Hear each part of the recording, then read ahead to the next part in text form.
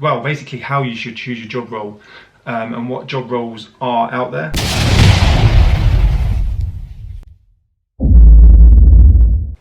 Hello YouTube, how's it going? Well, welcome back to another video. So today we're going to be talking about British Army job roles and just making your choice. I get quite a few questions either through email or over on my Instagram. So I thought I'd just do a short video explaining sort of how you could choose your job role and, well, basically how you should choose your job role and what job roles are out there. So before we do that, if you do like the video, give us a thumbs up and click that subscription button. It's hugely appreciated. So getting into it then. Like I said, I get many questions asking what job role should I choose, or they have like 2 or 3 job roles in mind but they're a bit unsure and they want my opinion on it. And like, this isn't me being rude.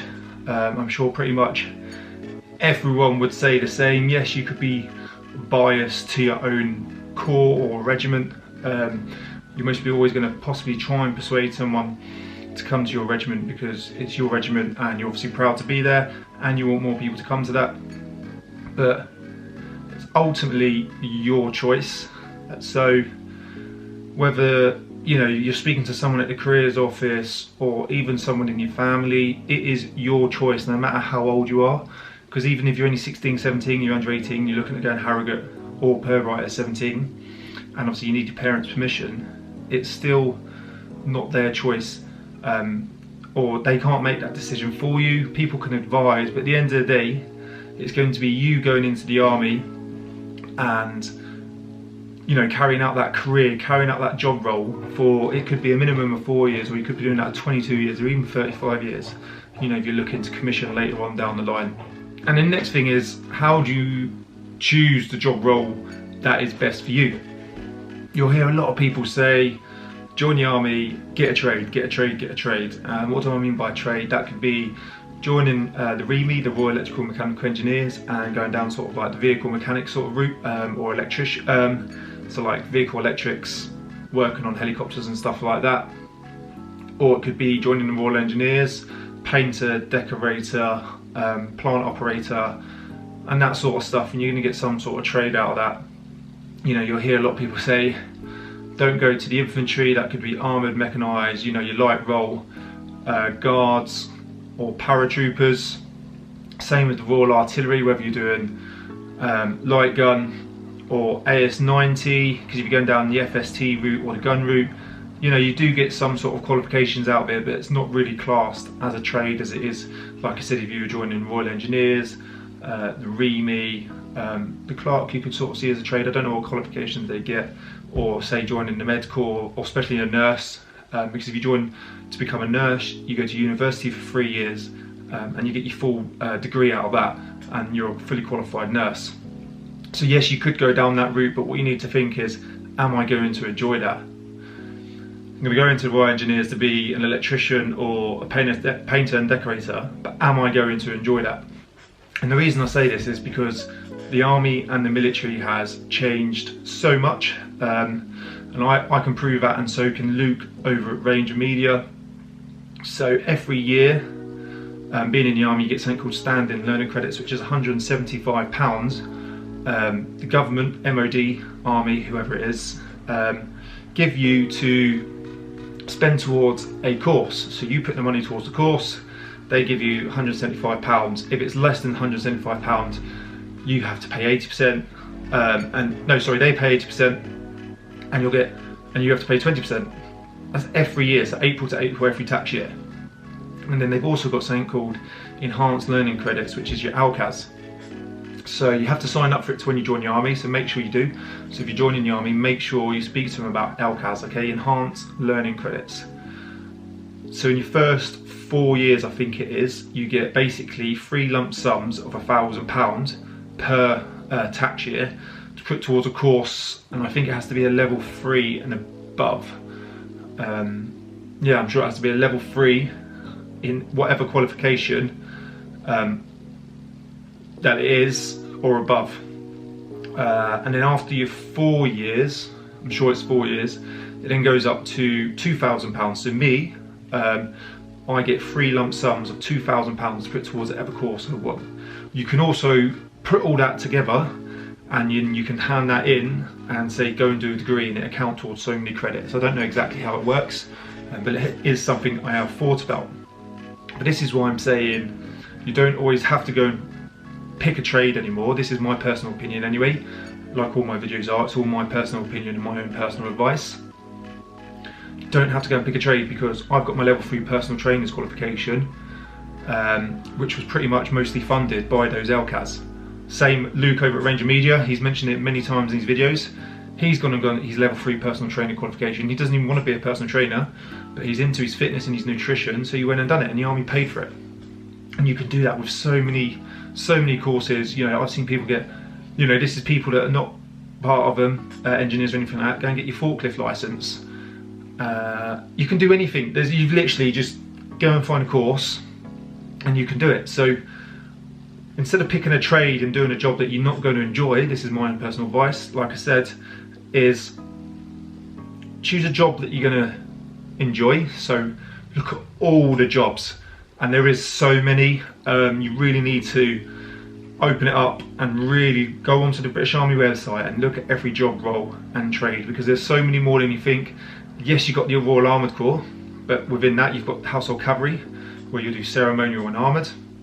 You've then obviously got your armour, so where you're going to be working on Challengers 2.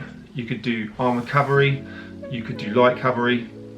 You could then go into infantry, like I said. You've then got guards, so foot guards. You then got the paras, so parachute regiment, and then within that you've got armoured infantry, mechanised, all the other light role battalions. You can then go and join.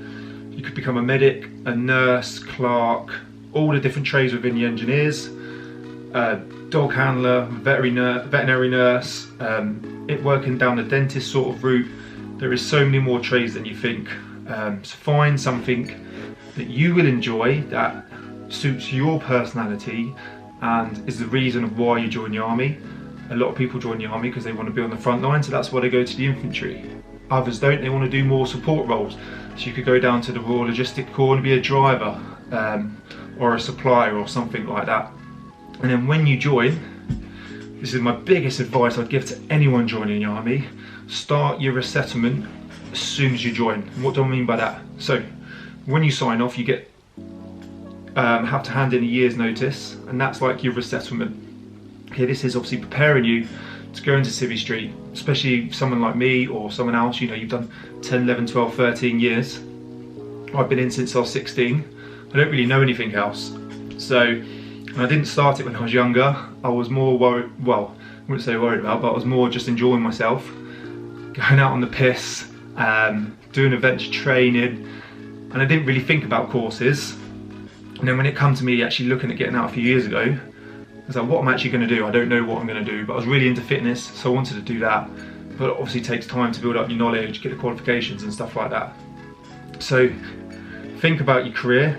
Don't worry obviously about leaving if you're looking at doing 22 years, but just start doing little courses in between that you enjoy. Use those £175 standing learning credits and just go and do a little course in something that you enjoy, that you think, oh, might help me out on Civvy Street, or might help me out as a little hobby in my own time. And then look at your LCAS and be like, oh, so me, personal training is what I want to do when I leave the army, whenever that is. So I've gone and got my level 3 personal trainer course. I then want to go into possibly looking at strength and conditioning, maybe doing a nutrition course as well. And I will do that over time. So when I get out, I've got this portfolio, I've got these qualifications, and that's nothing to do with the trades that I've done within the army, but it's something I've built on the outside. And I know many other people have done that. But that's my biggest advice: is just choose a trade that you're going to enjoy. Because if you could think, oh, I'll pick this because that'll do me good when I get out, and then you join and you're like, well, I actually don't like doing that in the army, so I've now stuck with a job for minimum 4 years that I don't want to do. And then when you get out, you've got that trade, but you're going to go into a job once again that you don't want to do. So think about your personality, read up all the job roles, speak to the careers office, don't let anyone persuade you.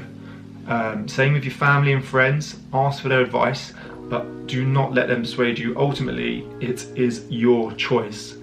But that's basically all I wanted to get across in this video is, you know, I'm happy for you to send me questions. I will do my best to help you, but when you send to me, you know, these are my 3 job choices, which one should I go for? I can sort of advise, but really the only response I'm going to give you, and it's not me being rude, is go and research the roles. You've obviously picked them 3 for a reason. Find out which one matches you best. Why do you want to join the army? That's the biggest one. Why do you want to join the army? And then that should help you pick the role that you want. So I hope you found the video helpful. If you did, please let us know, comment below, send us any emails, any questions you do still have about this. Like I said, I will do my best to answer them. I get quite a few questions now, so if I'm a bit slow at replying, I do apologise. But yeah, just fire away. You know, good luck if you are looking to join the army or the military. If you did enjoy it, give us a thumbs up, click that subscription button, and I will see you in the next video. Cheers.